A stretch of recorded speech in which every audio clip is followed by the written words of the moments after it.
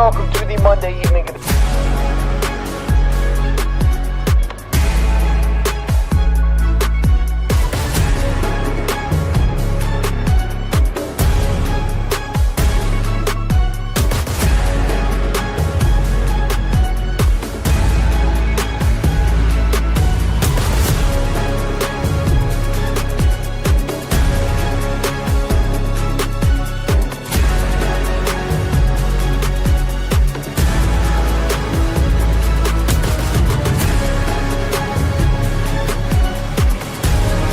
Love ball like I do.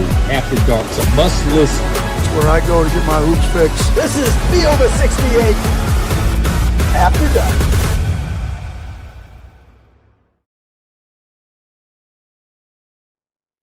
All right, welcome in, everybody. It is the Field of 68 After Dark on this Saturday. What a feast week. What a holiday. Hope everybody had a terrific Thanksgiving and Black Friday and settled in and enjoyed some basketball today. I'm Chris Childers. The great Randolph Childress is alongside with Rob Dauster.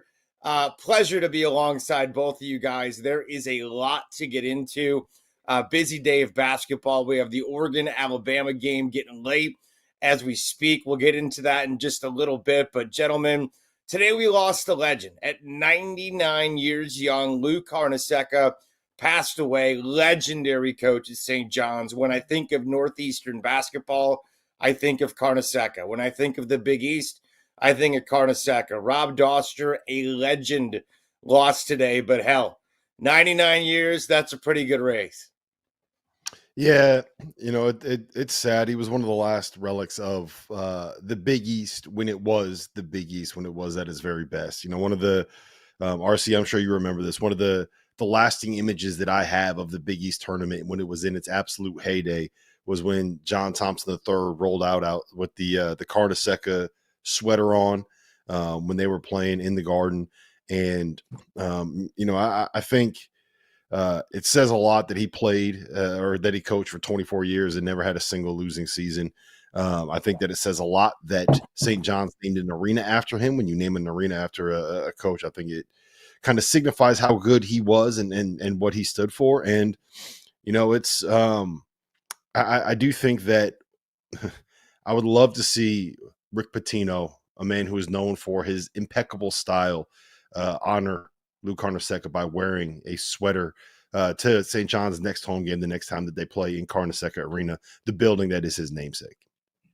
That would be absolutely fantastic, Randolph Childress. It would be fitting, and I think Pitino would look pretty spiffy in a sweater. But, I mean, Carnesecca went to a Final Four in the 80s. I think he won 5 Big East championships. And, I mean, St. John's was St. John's because of Lou Carnesecca. He's probably one of the last St. John coaches that could keep New York City players in New York. I mean, doing for a stretch, before guys start going all over the country. What a legend, what a run. I mean, what can you say about him? I mean, Rob kind of articulated everything about him growing up, being a Big East fan, knowing the Big East when it was the most dominant conference in the, that and the ACC were the two best conferences ever at that time. And what he meant for St. John, what he meant to college basketball, just a legendary coach. And, prayers to his family and prayers to St. John University. Yeah, prayers indeed for everybody involved. We lost a legend, and I'm sure St. John's will do some sort of fitting tribute for Lou Carnesecca. It would be cool, though. I think Dauster's onto it if we saw a little sweater action right there. We're getting close to the end of the Oregon-Alabama game. We'll talk about that in a little bit. But, Rob, it amazes me. I know you've been covering this game intensely for a long time. You think of Lou Carnesecca. He was there at St. John's.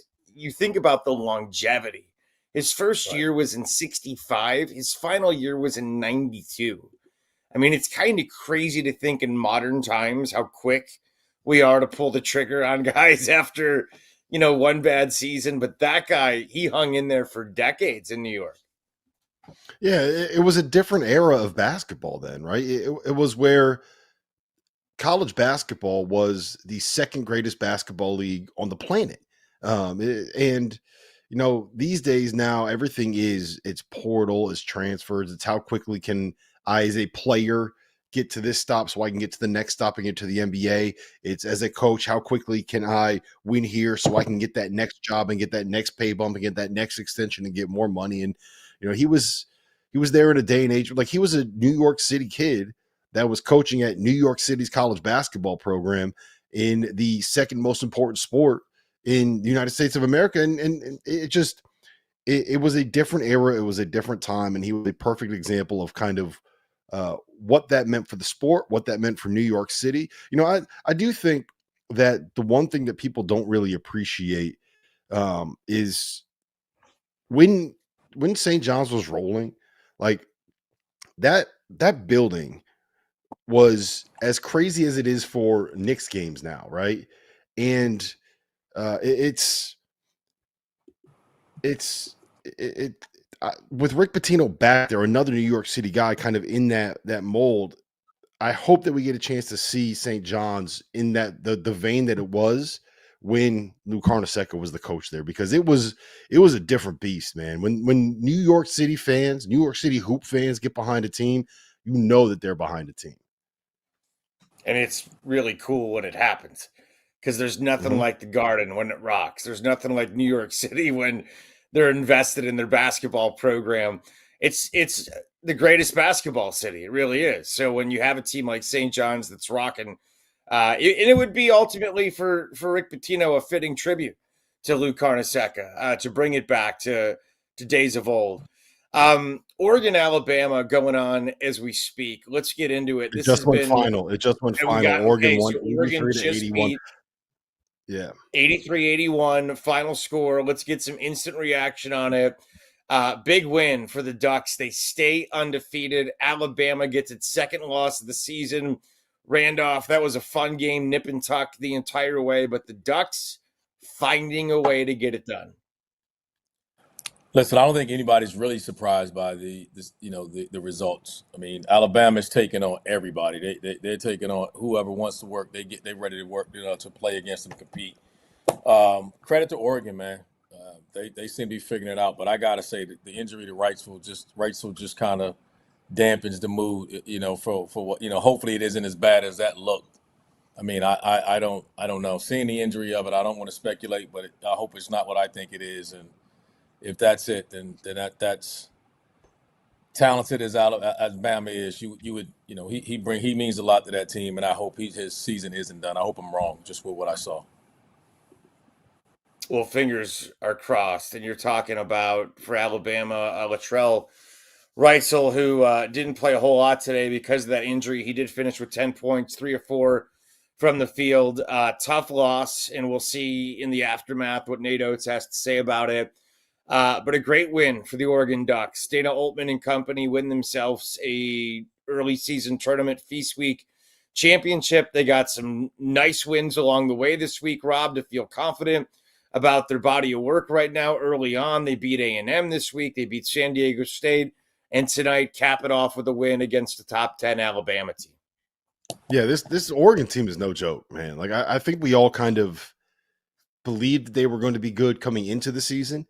And then, you see them struggle a little bit with UC Riverside. And then you see the overtime game with Portland they probably should have lost. And you see them go on the road to Oregon State and not really handled that the way that I think a lot of people – they were down by, 9 late in the second half in that game. And then they head to Las Vegas. And, I didn't know what to expect from them. And then they go out and they handle Texas A&M. And they go out and they beat a San Diego State team that took down Houston today. And – they cap it off with a convincing, this wasn't a fluke win either, right? No. The balance of this roster, RC, is just so impressive to me. Like, Nate Biddle is a guy that can get to the offensive glass. He can block some shots. He can step out and make some threes. He can pass out of the high post. You have one of the most efficient foremen in college basketball in Brandon Angel.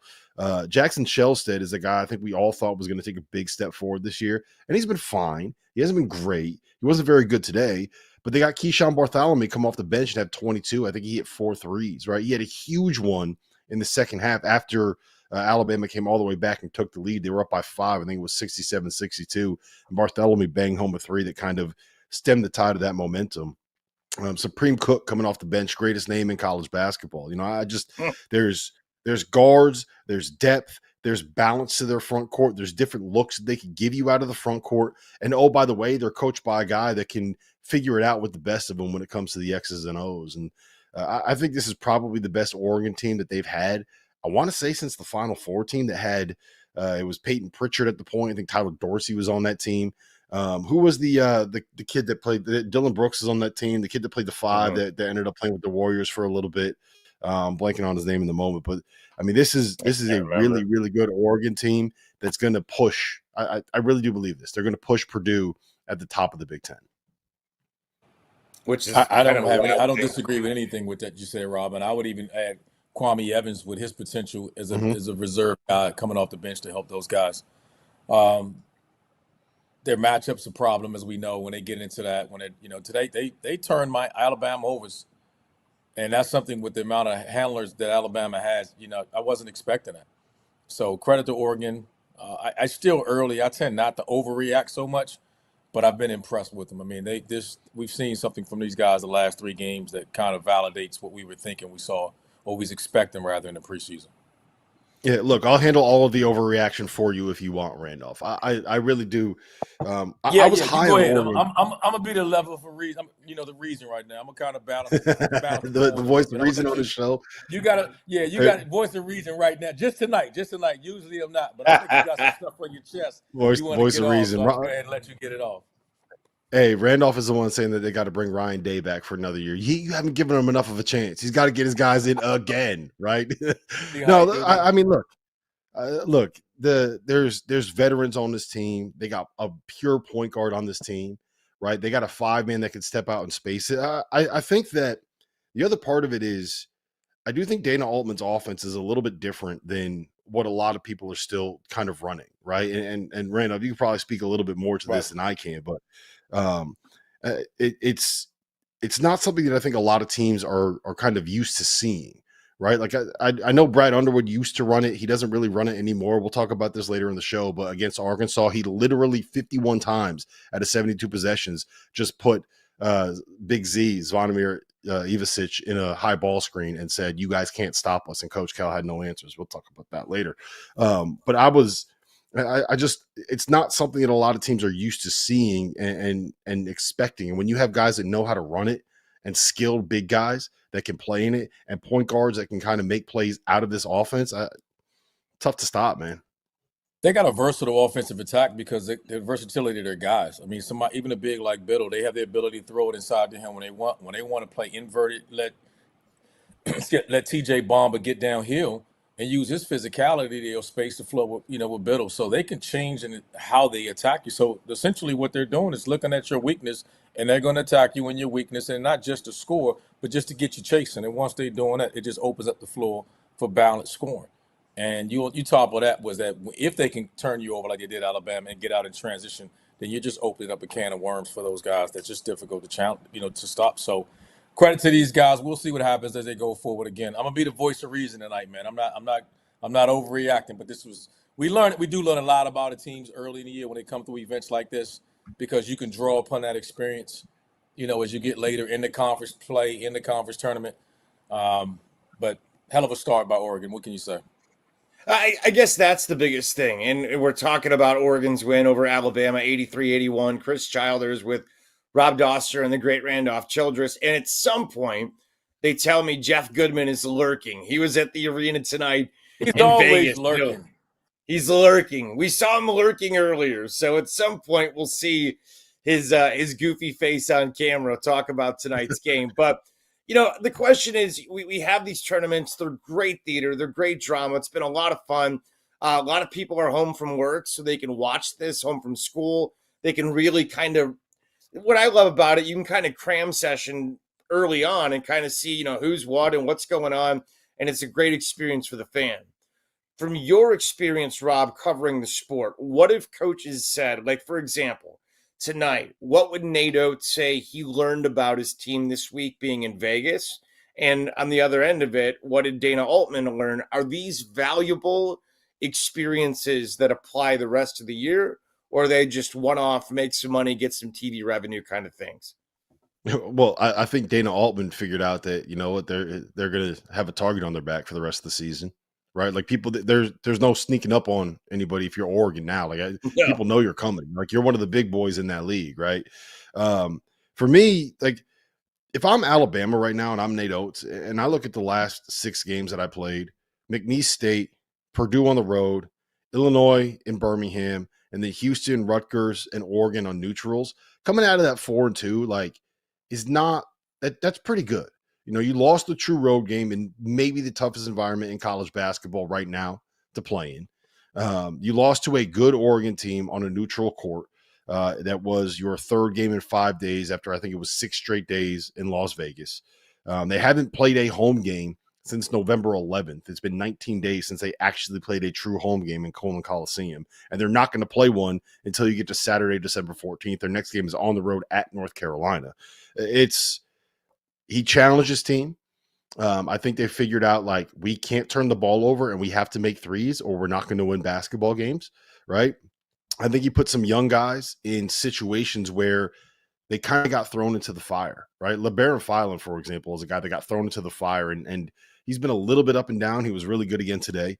I think they found something out with Mo Diabate too, RC. Like that dude, he's tough. He gets the offensive glass. He gives them a level of kind of physicality and athleticism as more of like a perimeter, like big wing kind of a threat than just what Cliff Amore is. Cliff's like in and around the basket. If he's not within 5 feet of the basket, he's not doing anything for you productively.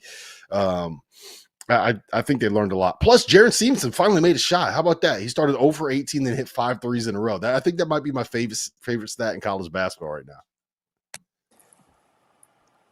Offensively, I'm not worried about Alabama. They're one of my favorite teams to watch because the way we talked about in the past. They just play. They get their guys in half. When they get in half court, they just play.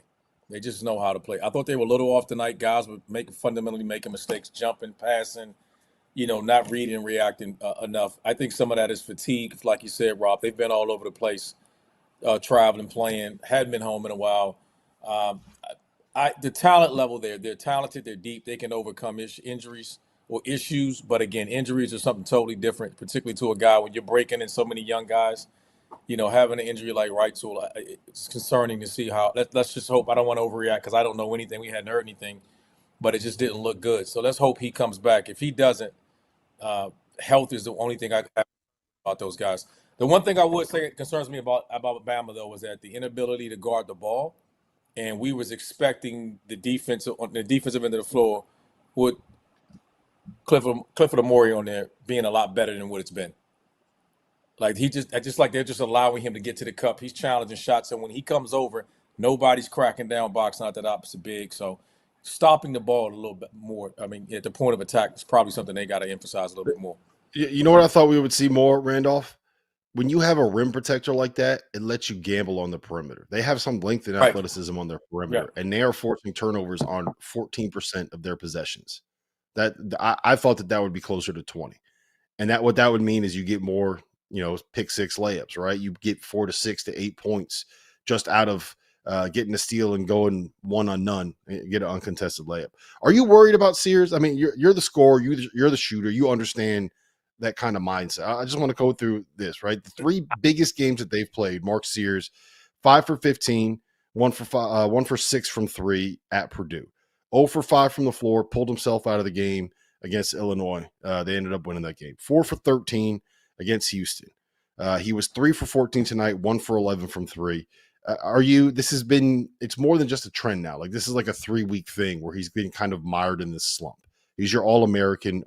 What are you doing right now if you're Nate Oates with him? I don't think you're doing anything with him. You tell him to be aggressive again. I thought he was a little bit tentative, trying to be too much like a traditional point guard, you know what I'm saying, so to speak, just coming off, trying to get everybody involved, everything else. I just think he needs to go back and be what he is. Just be aggressive. Be aggressive to score. Somebody stopping you pass. I mean, they've been successful about it. The problem was when you travel and play like that, you're not in a routine. You don't get a chance to you don't get as many shots when you go live. Because the way I would anticipate them practicing is going up, you don't get up a ton of shots, and you watch it all the time. Getting shots in the game. You're getting practice. You're not playing as much this time of year. You get in tournaments like this. You don't even practice. Like the biggest thing you're gonna hear from everybody is when they get out of this, one way or the other is, win or lose, we got to get back to practice. We got to get better. So I'm not worried about him. We've seen it. We've got history with him. We know what his resume looked like. So my only thing is, I think at times he's a little bit too unselfish, and it gets him in trouble. I just think he needs to be a bucket getter. The rest of it, the system, the guys around, he's the guy. He's proven they'll react off him. Chris Childers with Rob Dauster, Randolph Childress, and now Jeff Goodman live from Las Vegas. He has found himself a little quiet spot. Well, not so quiet. We see some action behind him. Goodman, before we go to break, we got to get your thoughts on the game. What'd you think?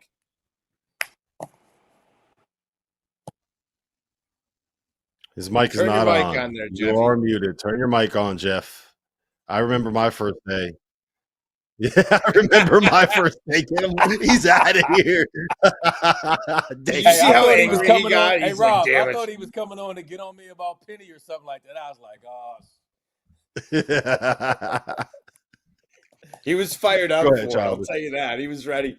Did you see the disgust in his face when he figured out it was? Oh, God. Jeff and the computer, man. Figure it out. Jeff, you should have seen Dagan. Technology.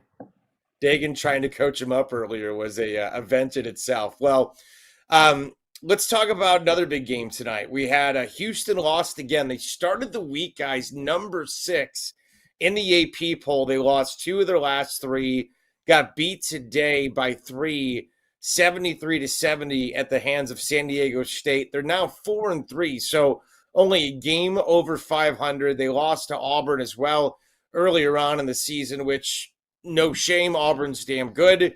But at 4-3, Rob Dauster, are we concerned about Kelvin Sampson's team?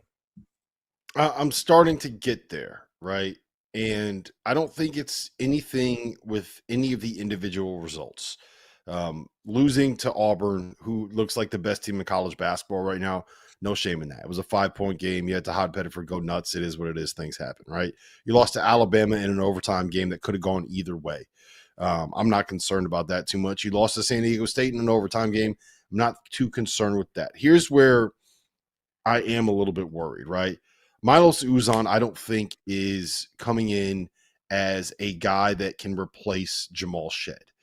And what I mean by that is he's not the same kind of impact defender at the point of attack. So I don't think that Houston is quite what they were defensively last year, this season. The other problem is he doesn't make things easier for other guys. I think if you go back and you watch some of these late game possessions, a lot of it is like, okay, LJ Cryer, dribble, try to get to a step back, try to get to a tough 3. Emmanuel Sharp, get him coming off a ball screen. He's going to pull a step back or try to get all the way to the rim. And they don't really have somebody that can create some wide open looks, some maybe higher percentage looks in those situations. Houston's never going to get run out of the gym. They're going to get too many offensive rebounds. They're going to force too many turnovers. They're going to have too many extra shots, and they're going to find ways to keep themselves in the game. But in those crunch time situations where it's like, okay, if we score here, we win. If we score here, we force an extra period. We have to get a bucket here. I think they're settling for too many difficult shots, and I think that that's why we're seeing them lose some of these close games in the end. So that's a little bit of a concern. They're still going to win 25 games, but when it comes to Houston this year, like the expectation is, can they get past what they've been? Can they get to a title game? Can they compete for a national championship? We've seen them win the Big 12 in the first year they're in the Big 12. We've seen them make a Final Four. We've seen them do all of that. They're good enough to do that stuff this year. If we're talking about the fine margins when it comes to cutting down those nets on that Monday in April, I'm a little bit worried about that because I don't see them getting easy shots and clutch possessions. Rob, you know what? Go ahead, I think the thing is, the guy they're looking for is he in Toronto. I mean, just Jamal Shed. I mean, it's just when we talked about them before the season started, the concern was this situation. They played 3 really good teams. They were in close competitive games. He just had the ability to put that team on his back and carry them home. They don't have that. They're going to defend their ass off. They're going to rebound. We know that. They have this style. But offensively, they don't have a guy. And Sampson has said it before, and they don't have a guy. And there's a lot of, I think Duke's struggling with that too. Having a guy that you can give the ball to in the late game situations, it's not always to make the shot, it's to make the play. Either I'm going to give it to you. If it's one-on-one, we live in. If they come, they double, they make a play, you find somebody else. They just missing that guy. Uzan is a good player. I mean, I think he's good. It's just what he's replacing was the guy that was their leader, their heart and soul of that team. And that's hard to do, and early on. It's going to take some time to figure that out. I don't know where they're going to get better, where their offense is going to come from, who's going to take on that load. I don't think it can be any one person individually. But they're going to struggle in these moments until they're figuring out a way. Their execution in the late game situations has got to be a lot better than LJ Cryer ISO. It's got to be something where he, and maybe those guys get something going to the basket a little bit too. I think sometimes they settle at key moments of a game late, but they just don't have that guy. Say what you want. We said it last year. We knew it was coming. We've seen this. We've seen it so far this year, and I think it'll continue. Maybe someone steps up in that moment. We'll see who it is. But right now, that guy is just, unfortunately, they're missing that guy that's playing in Toronto, Canada right now. Yeah, I'd also add, like, the Aztecs are good, man. Like, that is a good basketball team. A good like their basketball three losses are against teams that you can't argue about any of it, right? It's just like, it's not a disappointment. It's just that the reason that's important for Houston is because their style of play, they're going to be in these type of games. They're going to beat you up. They're going to grind you. They're going to be in these close games. And that's so at the end of the day, when you're in these type of games, you got to say, all right, I need a guy that can close the game. They need a closer right now. And right now their closers graduated. And can you develop into that? It's going to be by committee. They're going to have to, that's going to be the hard thing is how do they generate offense in the last 2 or 3 minutes of a game, and that's going to be game to game. It's going to be who got the hot hand, but I don't know if they got enough guys that can create. I mean, they got a couple of good ones. Obviously, LJ can be that guy, but right now it's like I said again, they're missing that one guy, Jamal Shead. That's the problem. Yep. It's And they're sorry, yeah. Chris. Yeah, real quick, just one note, and then I'll let you do what you got to do so Dagan doesn't yell at us anymore. Their schedule in the Big 12 is really backloaded. In the next 2 months, they don't really play a game that they should lose. Next game they play where I think that they probably have a chance to lose is at Kansas on January 25th. And so they have some time right now to be able to go and figure this out and get it together and kind of have those answers put in place as they get to the meat of their Big 12 schedule. Chris Childers, Rob Dauster, Randolph Childress. Let's take a break.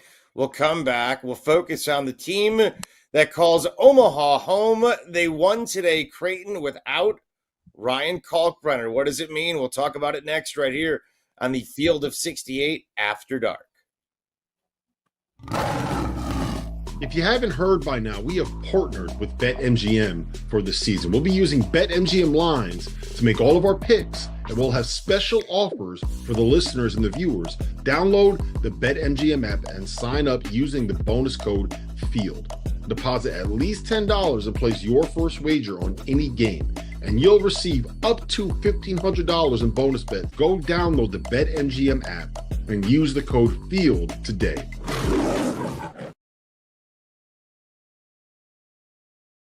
Now that college basketball season is back in full swing, I need to remind you guys about our partners over at Autograph, where the real college hoops fans reside. The Autograph app curates all of the best content for every sports fan and every sports fan's favorite team.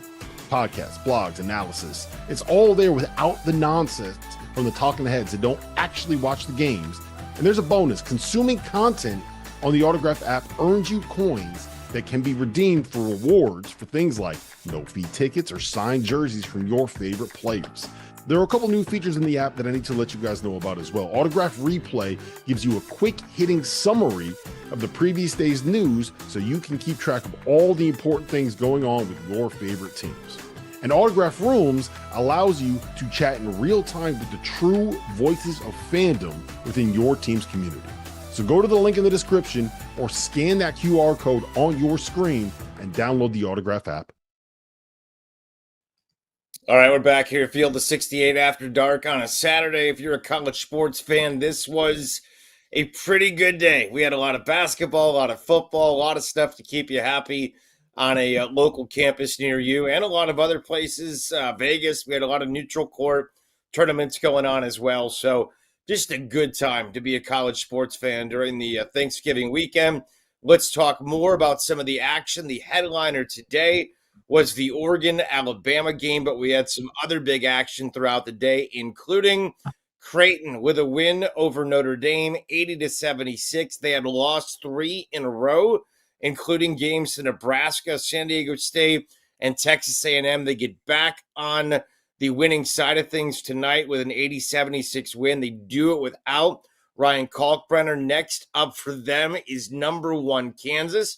They got a few days to get themselves right and collected before they take on the number 1 team in the country. But, Randolph, does this ease some concern watching them beat a team from the ACC without Ryan Kalkbrenner in the lineup? No, I think both teams needed this game. Both teams were missing their best player. So Marcus Burton has been out for Notre Dame. That team is tough, physical. They've been competing, and they've been without him a few games now. So I give Creighton credit as a game they had to win. But what do we know? It's great to see that they can win a game like that without Ryan Kalkbrenner. We know what he means to this team on both ends of the floor. If he's he's if not the best defensive player in the country, he's one of. He's definitely will be on the list. But right now with Notre Dame, without Marcus Burton, we don't know what they could be or how good a win this is and where they kind of rank in the ACC in comparison. But two teams just struggling right now. Needed a win to kind of stop the bleeding. I mean, and fortunately for Creighton, who I thought with Kalkbrenner being out, needed to have this one a little bit more. Yeah, they got Jemiah Neal going. Yeah, getting Jemiah Neal going was big. Getting Ashworth going was big. Like the thing that you run into with this Creighton team is that you can run stuff through Calc, right? And you can kind of get him the ball in the post and he can be effective. But one, you got to be able to have the point guard play to be able to run your stuff to get him the ball where he needs it to be able to go, right? Like it's like this with any big guy. If you don't have guards that can actually get you into your sets, you can kind of nullify those big guys. Like what Nebraska did, they put a guy in front of him and a guy behind him and basically double teamed him before the ball was entered. And then in some of these other games, like the pressure was just too much without having Ashworth out there, and they weren't able to actually run their stuff to be able to get the ball to him. So that's part of it. Your guards have to be better. But I do think that there's a little bit of a lack of like dynamic shot making on that perimeter. I think one of the things that we saw with Baylor Shireman, that we saw with guys like Mitch Ballack when it comes to McDermott's offense is like they manipulated defense because of their ability to sprint off of a ball screen and the threat that they have, or sprint off of a pin down and the threat that it creates for the defense trying to chase those guys and have to adjust to where players are on the floor defensively. And they don't really have that with this year. Pop Isaacs could be that guy. He's not quite the same shooter. Doesn't have the same size. Like they need Fedor Zugic. They need the kid, the Montenegrin kid, to be able to find a way to get eligible. But at the same time, one of the things that Shireman and Trey Alexander provided was that it's kind of similar to what UConn's going through right now too, where you had two playmakers, one of whom was 6'5", the other whom was 6'4", that nobody was going to body off of getting where they wanted to get to. They could just, like, if you're going to pressure them, they'll just back you down to the 3-point line so you can run your offense from there.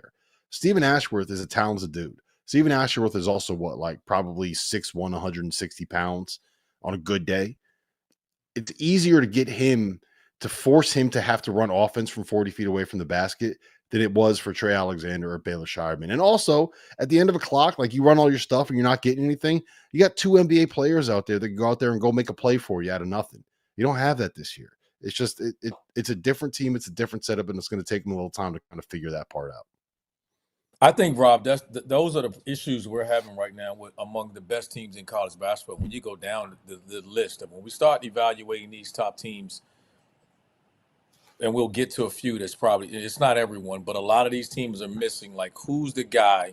Can I give the ball in his hands to go make me a play when it matters? And for Creighton, I think it's got to be Pop Isaac, right? I think he's got to develop into a guy. He doesn't have to be the shooter, but he's got to be more engaged and involved, man. He only got up 5 shots today.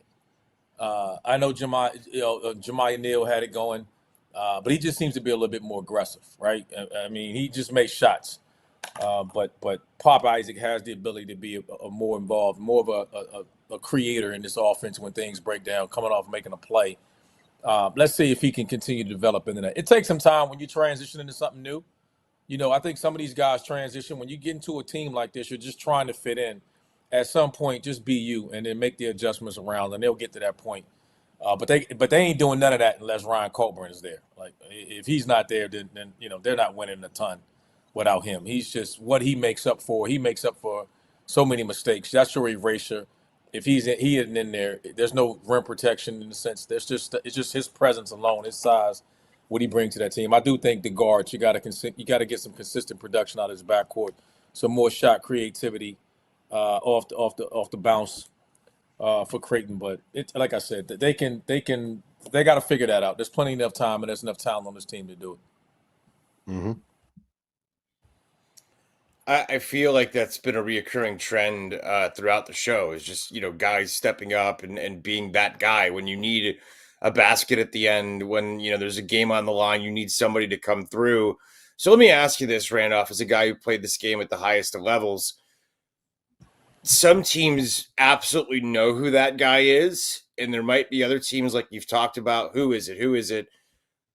How do you find it in season? Like, how do you go about, like, does the guy just eventually become that guy? Does he say, hey, I got to be it? Like, how and why does it happen? I'm going to say this, and that's not something that's just developed.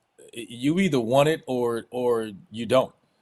There's plenty of talented players and that I've seen, and it's too early in the year to call guys out players-wise, but you got to step up in the moment. If you're the guy, you can't want all these things and not step up when it matters the most.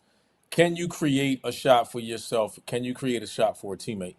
The teams that have it, they feel comfortable. You'll be surprised how simplistic they run their offense. They just find it, either screen, go screen, slip it, whatever you want. But there's a lot of good teams out there still searching for an identity, trying to find a guy to close basketball games. And that's you can draw up the plays. Like, if you're a coach right now and you got to manifest that late clock, teams that switch, teams that do things that scheme you a little bit, gives you a little bit of issue because you don't know what they're going to do. It's just great to have that guy. But unfortunately, it's just not a lot of those guys out there. And I'm talking about expecting to win national championship caliber teams. Like, if we were to rank and sit here and go down a list and create a list of teams that we really thought or think are good enough to win the national championships, how many of those guys are we looking at saying they got a guy that they just feel like we can give the ball to him in his spot and then feel comfortable he's gonna bring it home? Yeah, that's I think the perfect example there is Illinois. Like, the complexity of their offense is minimal. Like, I think they literally ran the same play 35 times against Arkansas. Right. And it's just, we got two guys that are killers in ball screens, in Kai Boswell and Kasparas Yakashonis. Just put him in a ball screen with this 7-foot lefty that doesn't miss if he gets his feet set and he's open. And they just do it over and over and over again until you can stop it. And if you can't stop it, then they're just going to keep doing it until they beat you by 15. Right. So, I think a lot of the things that we're seeing with some of these teams is that they don't have that guy.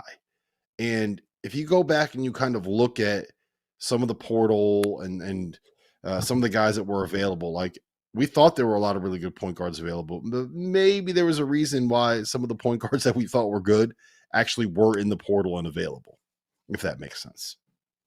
I think it makes I see you, Rob. I see you coming for peace, Rob. It's too early. See what I'm saying? It's early, Rob. We only 8 games in, man. You can't crush him right now. But it's coming. We're going to call him. I didn't say any names.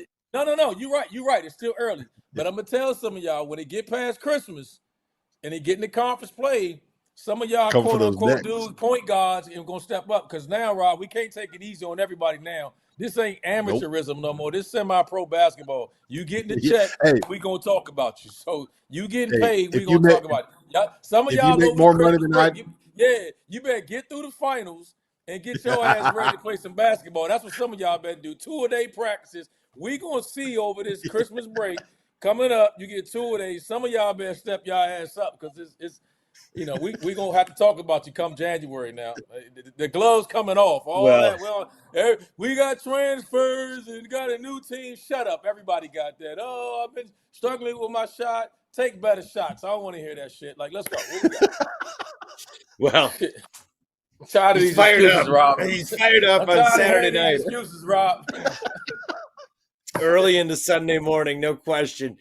Well, one guy who did show up today and stepped up and did all the things that you would love was Wade Taylor for Texas A&M. They beat Rutgers 81-77. Taylor was pretty damn efficient, 50% from the field, 7 of 14. He struggled a little bit from the outside, but overall made it up near the basket, was perfect from the free throw line, finished with 24. A&M wins. Randolph, that guy stepped up. He got the memo. What'd you think? If he plays like that, A&M is tough to beat. They're a team offensively. They remind me of Houston in the sense of how the physicality and the way they play. But he can be that guy, right? Like he can be that guy, Wade Taylor, that can close games. They can put the ball in his hand, and he can finish games like he did today. So can he be consistent? Because we've seen him in the past, take some ill-advised shots or not. I thought closing the game down the stretch, I thought he was great. He didn't force anything. His decision making, he knows how to draw fouls now. He didn't settle.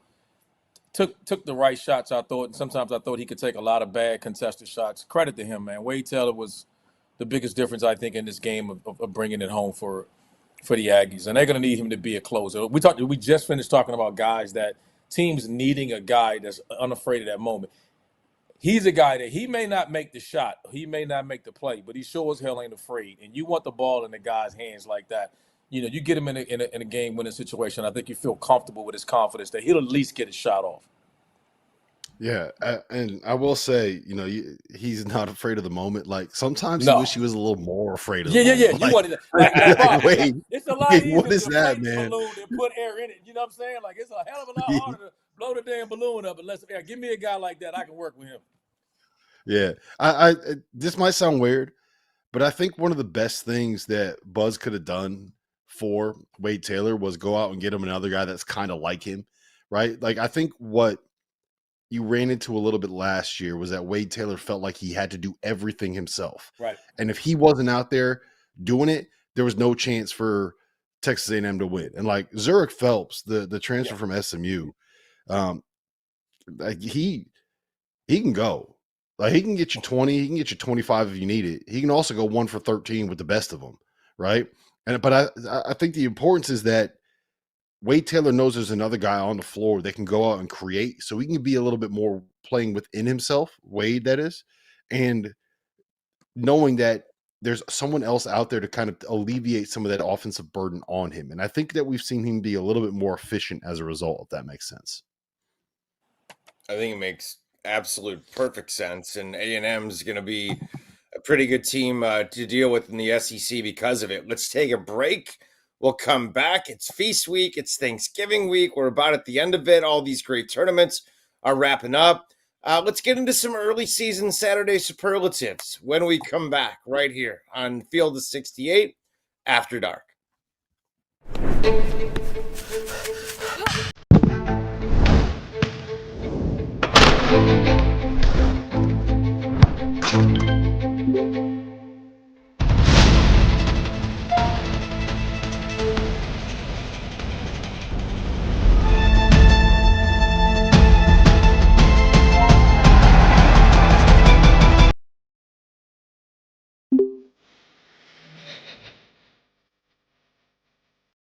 Now that the college basketball season is in full swing, you need to make sure that you have access to the best betting tool on the market, the Rhythm app, spelled RITHMM, is a data-backed app that uses AI and analytics to identify inefficiencies in betting lines and the player prop market that will allow you, the user, to profit.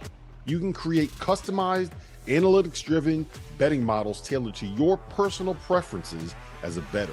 Users have access to up-to-the-second against-the-spread data.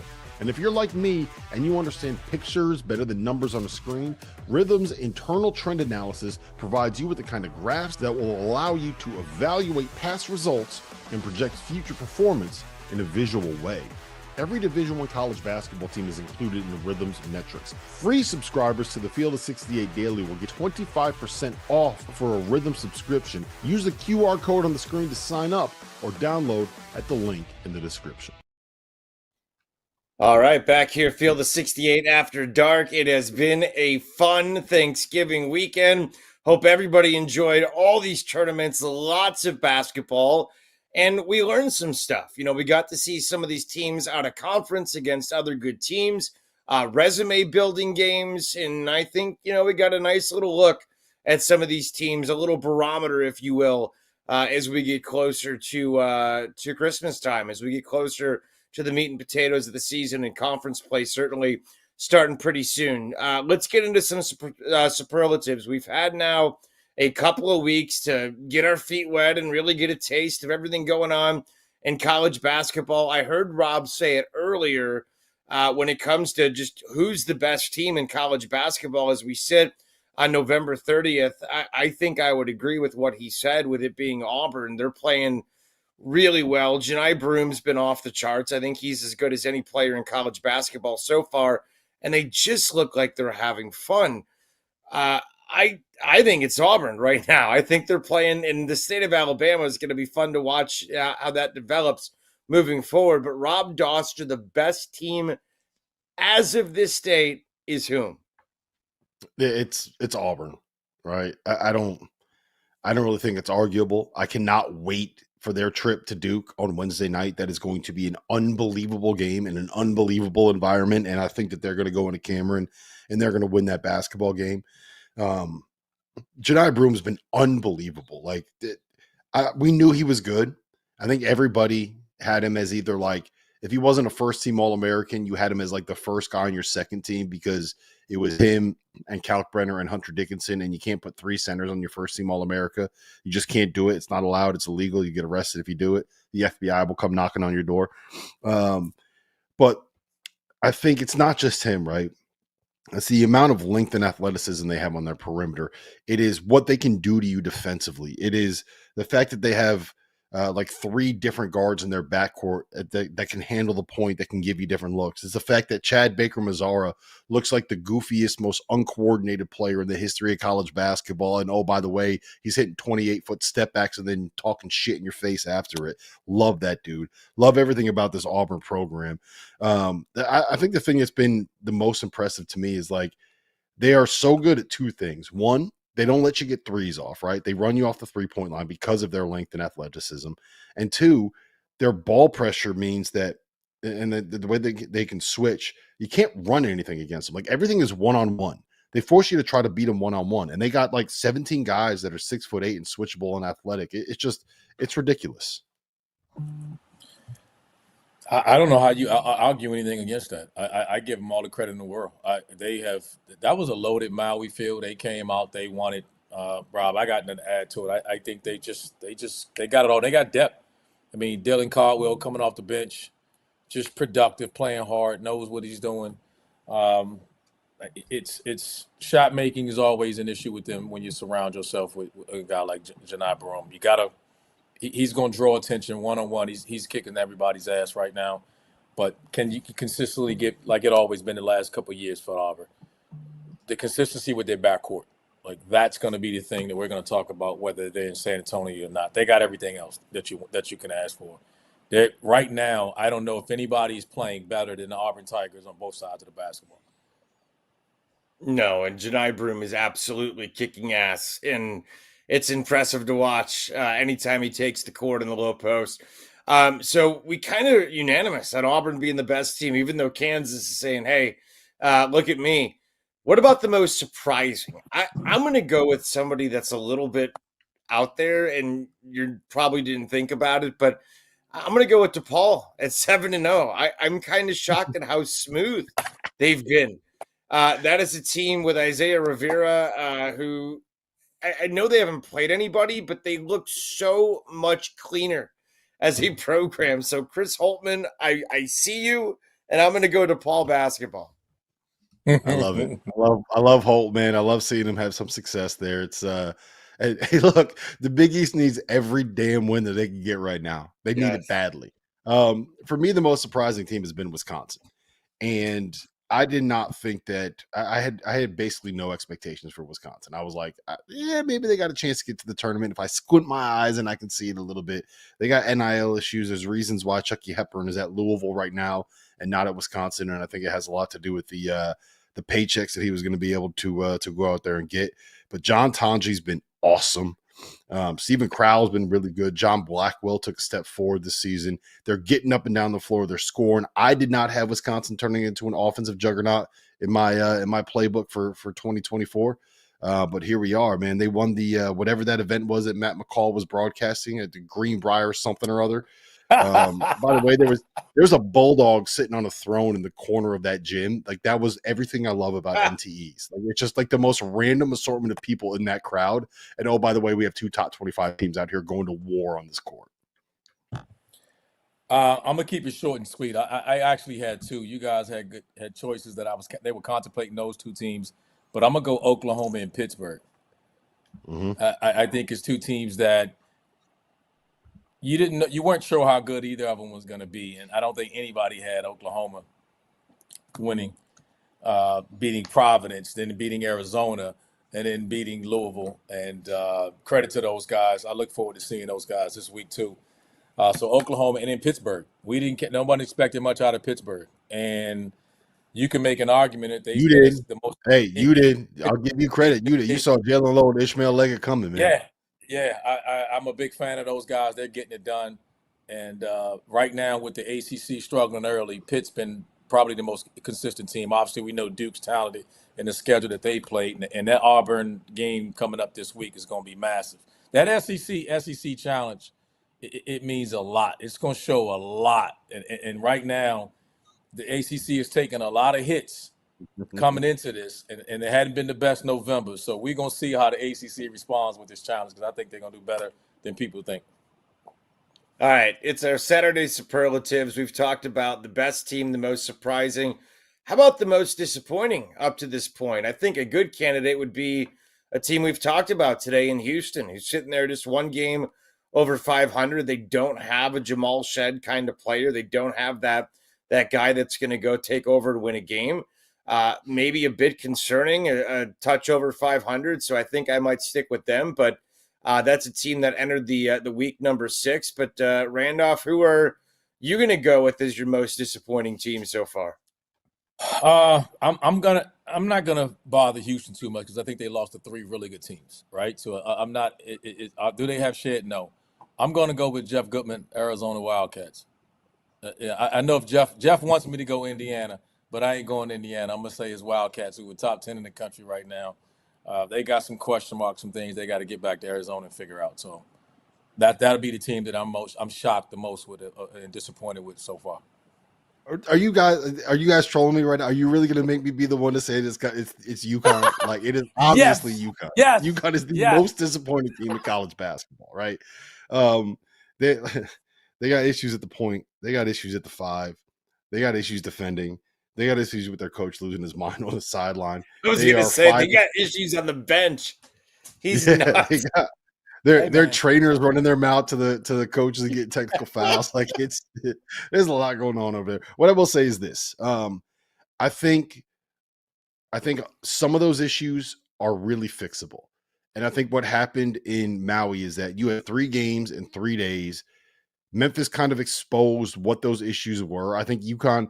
I think the one critique I would have is that UConn did not schedule anybody before Maui, so they kind of like coast by on the fact that they're more talented than the teams that they were playing. Then they got to Maui, and they didn't really have someone punch them in the mouth before they got there. Then they got punched in the mouth, and they didn't have a chance to be able to like practice and fix the issues that they had. So I think they'll figure some of that out. But, I mean, they're getting thrown right back to the fire, man. You got Baylor at home, at Texas, Gonzaga, and then it's Big East play starts. So I'll also just throw Arkansas in the mix. Like, Yeah. The performance against Illinois was just embarrassing, man. Like, I don't get it, right? Like, every single possession in that second half, Illinois did the same thing. They ran a high ball screen at you, right? They put either Yakashonis or Kai Boswell in a high ball screen with Tomislav Ivisic, and Arkansas did the same thing over and over and over again. They put him in drop. Like, the one thing that you have to know about Illinois heading into that matchup is you can't play drop coverage against Kaspers Yakashonis because he absolutely shreds it. He murders it. He's as good as anybody against drop coverage. And you know what they did? They played drop against him every single time. It's like, are you guys even preparing? Like, what are you watching? What kind of adjustments are you making here? Like, you got the athletes. Maybe just try to like switch everything 1 through 5 and see what happens. Right? Put Trevon Brazile at the 5, switch everything 1 through 5, and shit, maybe it'll work. Maybe it won't, but you gave up 1.3 points per possession in ball screens against them doing what you were trying to do. Like, it wasn't working. What's the definition of insanity, RC? Doing the same thing over and over and over again and it not working, and you keep doing like it's just. Hey, Rob, it's too early. It's too late at night and too early in the season to be talking about Cal's ball screen defense again. Like, oh, this is what we're doing again? Because that seems like we were just talking about this before. Like, we're gonna do this ball screen. If you want to beat them, you want to beat Kentucky a year ago, put them in the middle ball screen. So, listen. Hey, you can't teach an old dog new tricks, huh?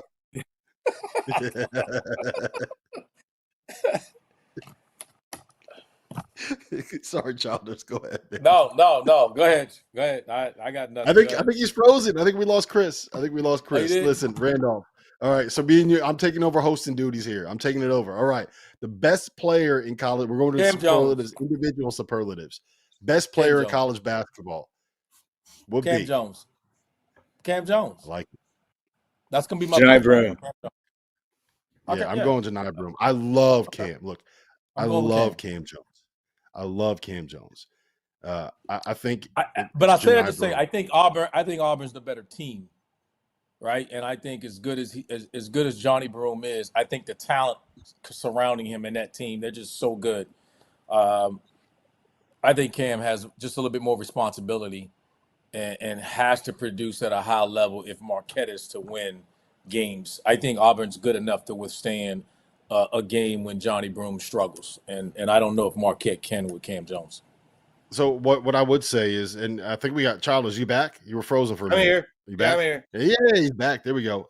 What I will say is this. I said Janai Broom, by the way. That was my pick. Yeah, you did.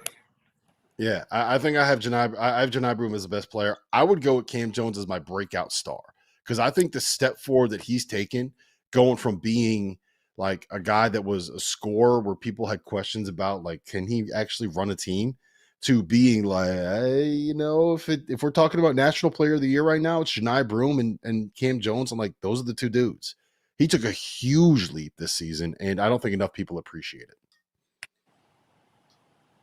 My guy would be Will Creighton Jr., right, for Florida. I don't think enough people are talking about him. I've seen him a couple of times live. I've been really impressed with what he means and what he does for them. A really good physical Florida team that's going to be really, really dangerous. And people are going to be talking a lot about those guys as the season goes on. They got 3,000-point scores in the backcourt. Just it wouldn't surprise me at some point if the Gators aren't in the top 10 in the next week, in the next couple of weeks when we get through Christmas and in the conference play.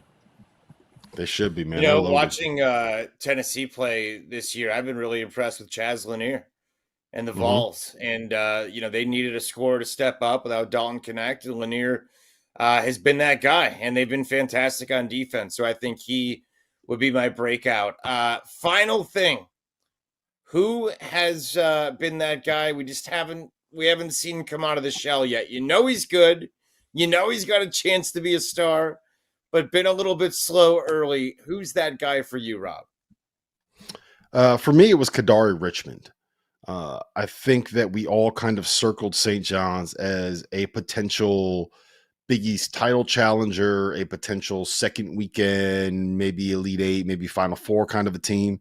I said this the other day when they played Georgia and lost, but it's a little frustrating watching them play, seeing them struggle the way that they struggle offensively, knowing that they intentionally are playing with 2 point guards on the floor and Davon Smith and Kadari Richmond together. And I just think Kadari, like, he was the number one. A lot of these guys that were the number one guys out of the portal, like that we know are kind of out here getting 7 figures plus, like a Janelle Davis at Arkansas or Great Osibor at Washington, are not necessarily having the kind of seasons that we expected them to have. And there's maybe more that we could take out of that. That's a deeper conversation than 1 o'clock in the morning on a Sunday morning here in December 1st. But Kadari Richmond for me is the guy that I was expecting to see more out of for a team that I thought had a very real chance to make a lot of noise this year. Randolph, who's that guy for you before we give a toast? Mine is just different because we touched on it earlier. It's Mark Sears because he struggled in some of the bigger games. I just want to see him he just seems to be a little bit tentative to me, trying to involve and let everybody have a piece. I would like to see him get downhill, stay aggressive, stay in attack mode, and make all these guys adjust to him. I think they're trying to share too much of the pie, trying to balance all these minutes and keep everybody playing in Alabama. And I'm cool with that. I just don't want to see it at the expense of Mark Sears because he's a guy that delivers when it matters. And that's not a switch you can just turn on and off. So I would like to see him get going, get aggressive. I'm impressed that Alabama's winning without him, but I don't think they win a national championship, which they still are talented enough to do unless to get Mark Seals confident and aggressive and going. So I just want to see him attack. It's not that it's disappointing like he can't play or they haven't done well. I just want to see him get going because I know what he is. He just seems too tentative, trying to play more like a traditional point guard. That's great leadership, but man, get downhill, go get buckets, and make these dudes adjust to you. They could probably be a second weekend team the way they are, but I'm with you. If he turns it up, they could be a team that does it at the end and cuts down the nets and plays for the big prizes. Toast of the night. It's been a hell of a night. It's December 1st. Happy December, everybody. We turned the corner during the show. Let's give our final toast of the night. I'm going to start and just give it to Lou Carnesecca. What a life! 99 years old. He passed away. He ran his race. I mean, 99 years. What else can you ask for? Went to a Final Four in '85, 5 Big East championships. A toast to Lou. A toast on his life. A great, great, great life. 99 years. Toast to you, Lou. Yeah, I'm going to piggyback off you because I don't know how you do anything different other than what he meant to New York basketball, but what he meant to college basketball in general. Just an iconic figure and who he was, the players he's coached, the impact he's had on so many guys. So we lost a legend. He hadn't coached in quite some time. If you don't know his story and who he is, you need to go look it up. Special guy. Hear great things about him. Coach Carnesecca. Yep, I will third that, but I will also send another shout out to the San Diego State Aztecs and specifically Nick Boyd. I thought he was so good in the final 8 minutes in an overtime for San Diego State. And the difference between those two teams to me tonight, Randolph and Chris, was San Diego State had a point guard that could go out there and make things easy for other people and not just himself. And I think Nick Boyd was that guy. Final Four experience. Was it with FAU? Is one of the great presences that you will ever see on a bench in terms of how enthusiastic and how cheerful he is. So shout out to him. Shout out to San Diego State. That was a great, great win for them. They really needed it. A toast to the Aztecs. Indeed, that is it for the night. Been a lot of fun hanging out with Randolph Childress and Rob Dauster. I am Chris Childers, and we'll see you next time. Thanks for joining us on the Field of 68.